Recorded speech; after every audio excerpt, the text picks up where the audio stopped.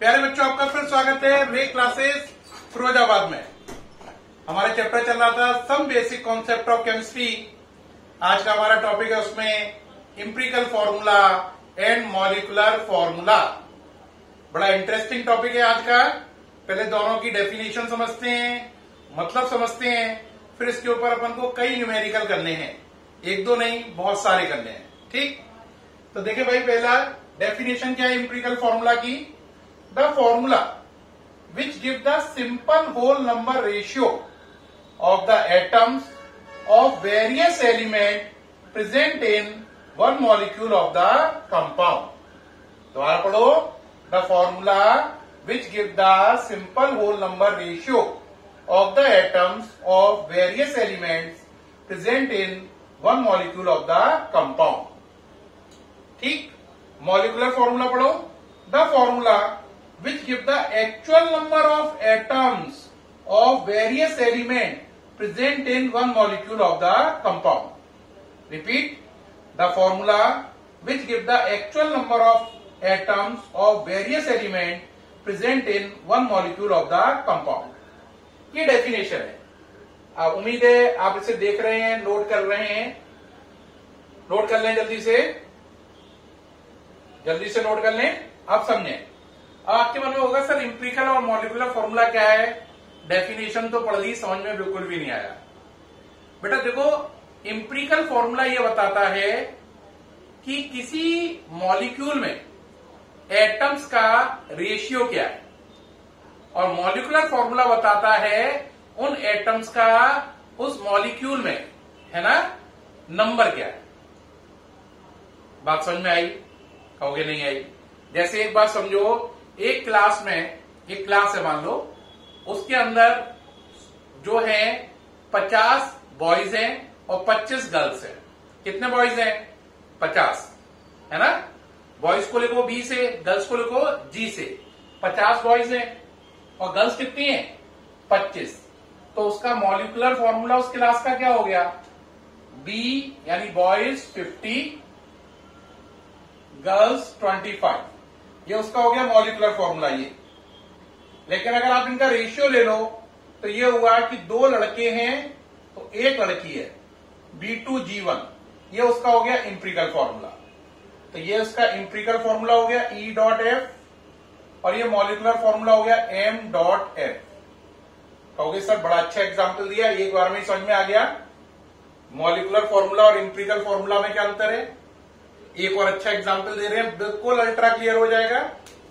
जैसे आपने बेंजीन का नाम सुना है, तो बेंजीन का फॉर्मूला क्या है? C6H6। क्या है? C6H6। तो इसमें कार्बन कितने हैं? 6। हाइड्रोजन कितने हैं? 6।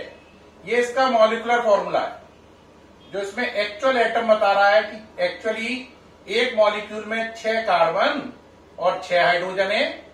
लेकिन अगर आप इनका रेशियो लें तो ये बना C1H1। ये इसका कहलाएगा एम्पिरिकल फॉर्मूला।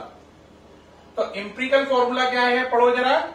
ये एटम्स का जो अलग अलग एलिमेंट के एटम्स हैं उनका रेशियो है। तो यहां पर 2 एलिमेंट है C और H, उनका रेशियो है यहां पर 1:1। और मॉलिक्यूलर फॉर्मूला क्या बताता है, उस चीज में असली में एटम कितने हैं। तो असली में एटम कितने हैं? कार्बन के 6, हाइड्रोजन के 6। तो असली नंबर में जो एटम है वो मॉलिक्यूलर फॉर्मूला है, और उन एटम का जो रेशियो है वो एम्पिरिकल फॉर्मूला है। एक और याद करो, आपने ग्लूकोज का फॉर्मूला पढ़ा होगा। जरा ग्लूकोज का फॉर्मूला बताओ। C6H12O6। ये इसका मॉलिक्यूलर फॉर्मूला है ग्लूकोज का। यानी कि मॉलिक्यूलर फॉर्मूला ग्लूकोज का ये बता रहा है कि ग्लूकोज के एक मॉलिक्यूल के अंदर 6 कार्बन, 12 हाइड्रोजन और 6 ऑक्सीजन है। तो उनका एक्चुअल नंबर है कार्बन का 6, हाइड्रोजन का 12, ऑक्सीजन का 6। लेकिन अगर आप इनका रेशियो लें तो बनेगा C1H2O1। ये कहलाएगा ग्लूकोज का empirical formula. Empirical formula atoms का रेशियो बताता है, एम्पिरिकल फॉर्मूला एटम्स का रेशियो बताता है, जबकि मॉलिक्यूलर फॉर्मूला उनका एक्चुअल नंबर बताता है। रिपीट, एम्पिरिकल फॉर्मूला एटम्स का रेशियो बताता है उस मॉलिक्यूल में, जबकि मॉलिक्यूलर फॉर्मूला उस मॉलिक्यूल में उन एटम का एक्चुअल नंबर बताता है। तो प्यारे बच्चों, इंपीरिकल फॉर्मूला, मॉलिक्यूलर फॉर्मूला की डेफिनेशन और उसका सेंस मैंने बताया।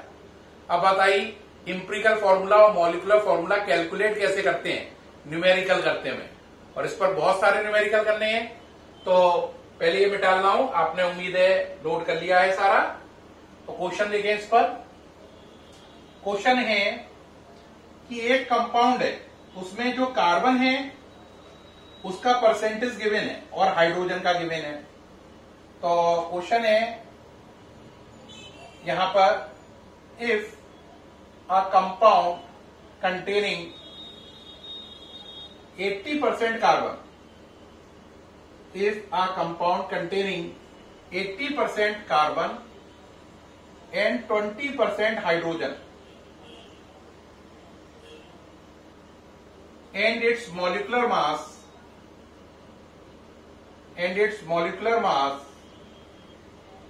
is 30, 30 है, then find out क्या फाइंड आउट करना है। Number 1 empirical formula, number 2 molecular formula. Empirical formula और मॉलिक्यूलर फॉर्मूला। उम्मीद है आप क्वेश्चन पढ़ लिए हैं। एक कंपाउंड है जिसमें 80% कार्बन है, 20% हाइड्रोजन है और उसका मॉलिक्यूलर मास 30 है। तो आपको उसका इंपीरिकल और मॉलिक्यूलर फॉर्मूला निकालना है। सामने से हट गया हूं। अगर इसका आंसर में हम पहले डेटा नोट कर लें, कार्बन 80% है, हाइड्रोजन 20% है और मॉलिक्यूलर मास इसका 30 है। आपको इंपीरिकल फॉर्मूला यानी E.F निकालना है, मॉलिक्यूलर फॉर्मूला यानी M.F निकालना है। ये दोनों आपको फाइंड आउट करने हैं। ठीक है, आप करते हैं, इसे इरेज कर रहे हैं। देखो बेटा, इंपीरिकल फॉर्मूला निकालना हो तो पहले एक पूरा प्रोसीजर है, उस पूरे प्रोसीजर को फॉलो करके ही आप इंपीरिकल फॉर्मूला निकाल सकते हैं। कैलकुलेट करते हैं। पहले लिखते हैं एलिमेंट कौन सा है, फिर उसका परसेंटेज, फिर उसका एटॉमिक मास, फिर करते हैं percent divide by atomic mass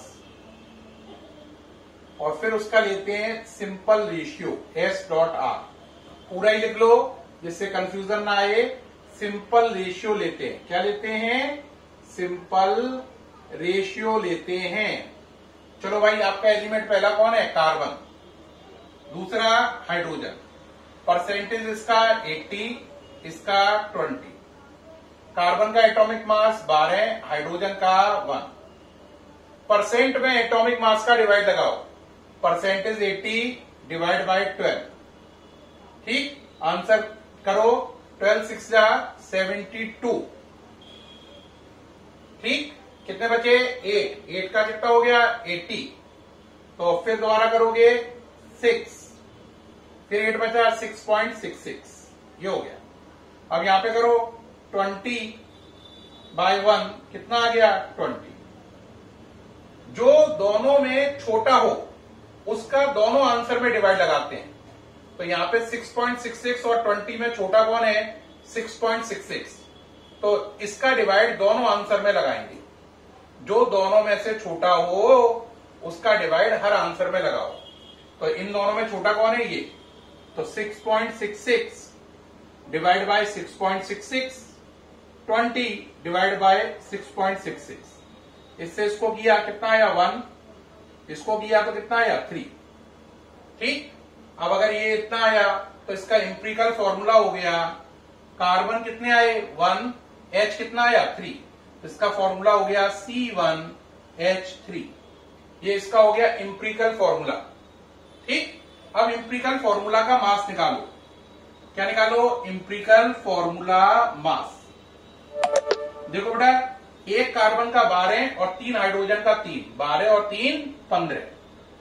एक कार्बन का 12, 3 हाइड्रोजन का 3, 15। इंपीरिकल फॉर्मूला मास हो गया 15। तो एक आंसर तो निकल आया इंपीरिकल फॉर्मूला C1H3। इससे मैंने निकाल लिया इंपिरिकल फॉर्मूला मास। अब क्या निकालना है? Molecular formula. मॉलिक्यूलर फॉर्मूला का आंसर होता है molecular formula equal to empirical formula into molecular mass upon empirical formula mass.